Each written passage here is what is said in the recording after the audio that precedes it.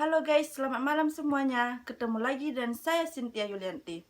Topik kali ini kita akan berbincang dengan jurnalis hebat Indonesia, yaitu Najwa Shihab. Najwa Shihab biasa dipanggil Mak Nana, kelahiran Sulawesi Selatan pada tanggal 16 September 1977. Najwa Shihab dikenal dengan citra wanita yang wonderful, independen, serta wanita yang berintegrasi tinggi. Di topik kali ini saya akan bertanya kepada Mbak Najwa Shihab, kenapa sih wanita itu harus memilih? Sebagai perempuan, membuat pilihan seringkali menjadi tantangan. Kerap kali kita ditanya, bekerja atau jadi ibu rumah tangga? Seolah-olah memilih salah satu akan mengorbankan yang lainnya.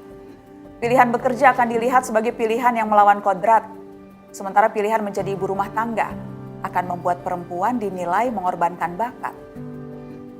Dilema dan penghakiman yang tidak pernah dialami oleh laki-laki. Kapan kita pernah mendengar seorang pria ditanya, mau berkarir atau jadi ayah yang baik? Tiap kali perempuan bimbang mengambil pilihan, orang-orang dengan gampang memvonis, perempuan memang ribet. Kami bukan makhluk yang ribet, juga tidak ingin ribet. Cara pandang dunia atas perempuan yang membuat kami harus bertimbang lebih banyak saat harus mengambil pilihan. Jika kami kadang tampak bimbang atau ribet, percayalah itu hanyalah akibat, bukan pembawaan. Mari tegaskan satu hal, perempuan itu selalu multiperan dan semuanya hadir dengan tuntutan. Tidak ada satupun dari kita yang kekurangan pekerjaan, menjadi pengurus komite di sekolah, aktif di kegiatan pengajian di lingkungan, bekerja dari rumah dengan jam kerja fleksibel dan beragam bentuk lain. Di era digitalisasi teknologi ini, perempuan bekerja dalam berbagai bentuk dan aktivitas yang bervariasi. Dan itu artinya jumlah perempuan berkarya di negeri ini luar biasa besar. Tapi dukungan yang diberikan, baik dari lingkungan maupun kebijakan, seringkali tidak sepadan dengan kontribusi yang kita berikan. Ketika seorang perempuan memutuskan untuk bekerja di luar rumah, faktor-faktor yang dihadapi masih akan tetap ada, bentuknya bisa macam-macam, dari mulai tradisi, norma, stereotip, bahkan hukum positif. Ada 104 negara di dunia ini punya undang-undang yang mencegah perempuan bekerja di pekerjaan tertentu. 18 negara bahkan mempunyai aturan yang memungkinkan suami mencegah istri-istri mereka bekerja. Secara global ada sekitar 2,7 miliar perempuan yang secara hukum dilarang memiliki pekerjaan yang sama dengan laki-laki. Di Indonesia, jika dirata-rata, dari 100 orang perempuan yang masuk usia produktif, hanya sekitar 51-52 perempuan yang termasuk angkatan kerja. Bandingkan dengan laki-laki yang mencapai sekitar 83 orang. Kalaupun bekerja, perempuan dibayar lebih rendah dari laki-laki. Perempuan hanya mendapatkan gaji 77% dari apa yang diperoleh laki-laki. Kita perlu mendorong lebih banyak lagi kebijakan yang berpihak pada perempuan.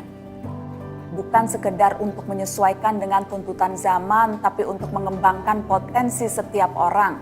Bukan sekedar untuk mendapatkan uang, tetapi menjadi teladan. Bukan hanya mendukung perekonomian, tapi menjalankan hak asasi yang melekat di setiap orang. Ya, bukan hal yang mudah. Karena tekanan muncul bukan hanya dari lingkungan sekitar bahkan terdekat, tapi juga dari keraguan dari dalam diri yang kerap membuat perempuan didera perasaan bersalah. Apapun karya yang kita lakukan di luar peran sebagai ibu, terkadang memunculkan kekhawatiran. Sudahkah saya menjadi ibu yang baik? Padahal ibu yang bekerja berapapun waktunya, jelas tetap ibu sepenuh waktu.